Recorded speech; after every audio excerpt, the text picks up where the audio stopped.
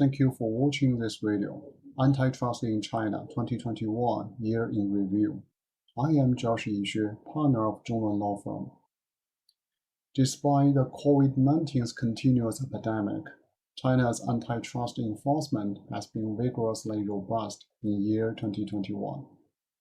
It is safe to say that year 2021 has become one of the most remarkable and pivotal years ever since the anti-monopoly law was enacted in 2008. Over the year, China's central government has been emphasizing for many times the strengthening of the antitrust and guarding against unregulated expansion of capital. In response, though, the relevant authority has proposed amendments to the anti-monopoly law, set up the National Anti-Monopoly Bureau, imposed substantial fines on the steering of tech companies for improper behaviors, and enacted stricter regulations on the platform economy. Behind such efforts is a paradigm shift.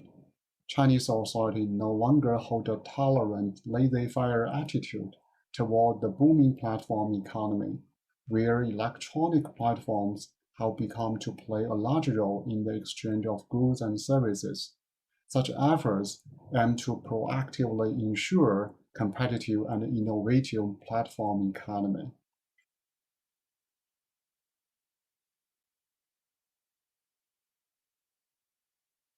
In this video, I will briefly introduce the highlights for antitrust law practice in China in year 2021 from the four aspects: legislative developments and institutional restructuring, merger control, cartel agreements and abuse of market dominance, and antitrust civil litigation.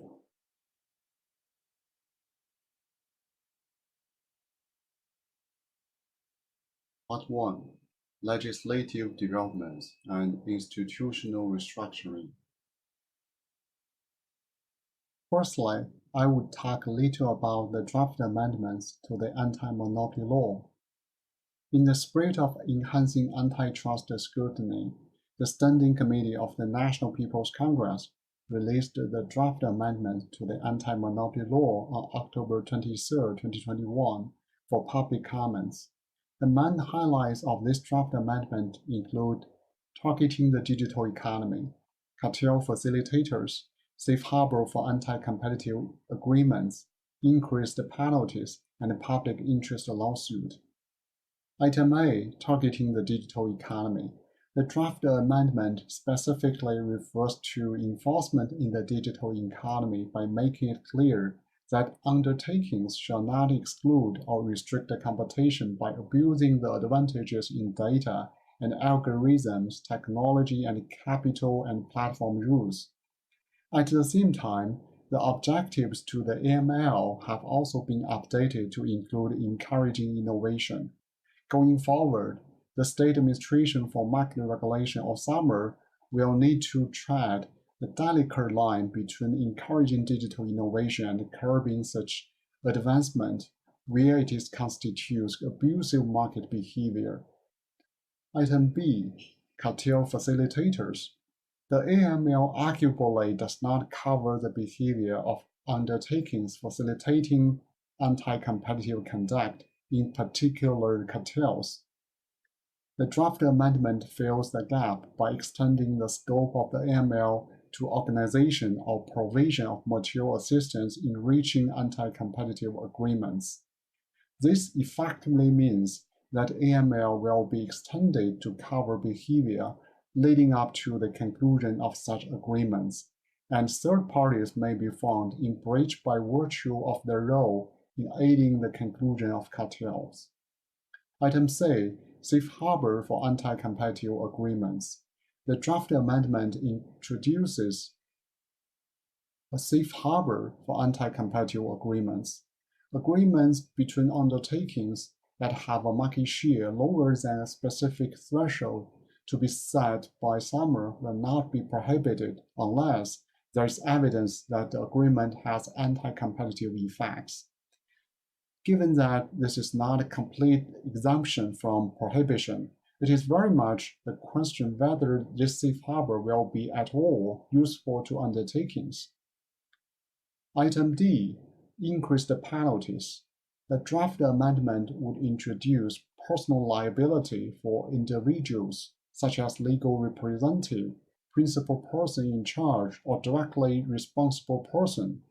The draft amendment proposed to increase the monetary penalty for gun jumping in merger review, with no competition concerns from RMB 500,000 to RMB 5 million, and the monetary penalty for failure to cooperate with investigation a fine of less than 1% of undertaking sales from the preceding year, and where there are no sales or the data is difficult to assess, the maximum fine on enterprises or individuals involved in RMB 5 million and RMB 500,000 respectively. Item E, public interest lawsuit. Finally, public prosecutors can bring a civil public interest lawsuit against undertakings they have acted against the social and public interests by engaging in anti-competitive conducts. Next, the Standing Committee will review all those feedbacks from public consultation, further deliberate on, and refine the amendments. The amendment is expected to be passed in year 2022.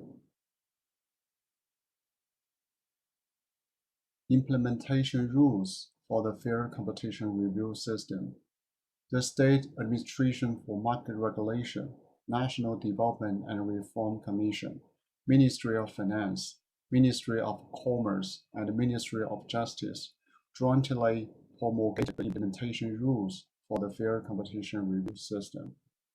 On June 29, 2021, the rules consist of 7 chapters, including the review mechanism and procedures, review standards, exceptions, third-party evaluation, supervision and responsibility investigation, and etc. Among them, with regard to the market access and exit standards specified in the review standards, the rules specify 5 types of prohibited conduct, including Item A, setting unreasonable or discriminatory access and exit conditions. Item B, granting franchising to operators without fair competition. Item C, imposing restrictions on the operation, purchase, or use of the goods and service provided by a specific operator. Item D, setting approval without a basis in laws, administrative regulations, or the regulations of the State Council, or setting up ex ante record filing procedures needing administrative examination. And Item E, setting up procedures for examination and approval for industries, fields, and business not in the negative list of market access.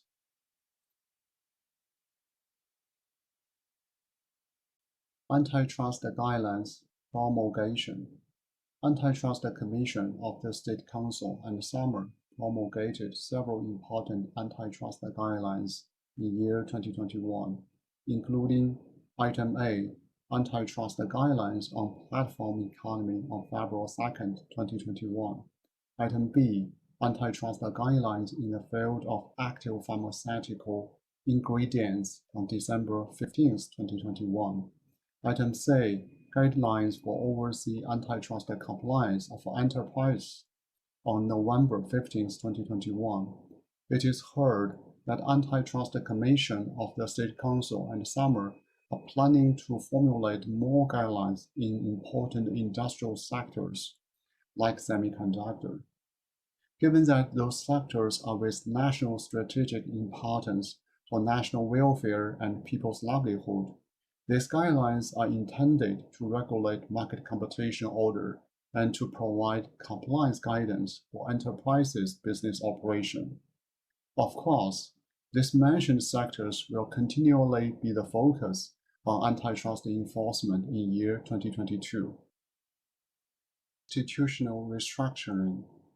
In November, the State Anti-Monopoly Bureau was set up in Beijing. Previously, anti-monopoly regulations in China were managed by the State Council and run by 3 departments under the Ministry of Commerce, National Development and Reform Commission, and the former State Administration for Industry and Commerce.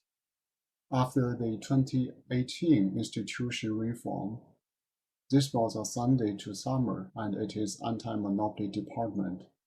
Now, Summer's anti-monopoly department has elevated to the deputy ministerial level, National Anti-Monopoly Bureau, which shares the same address as the Summer.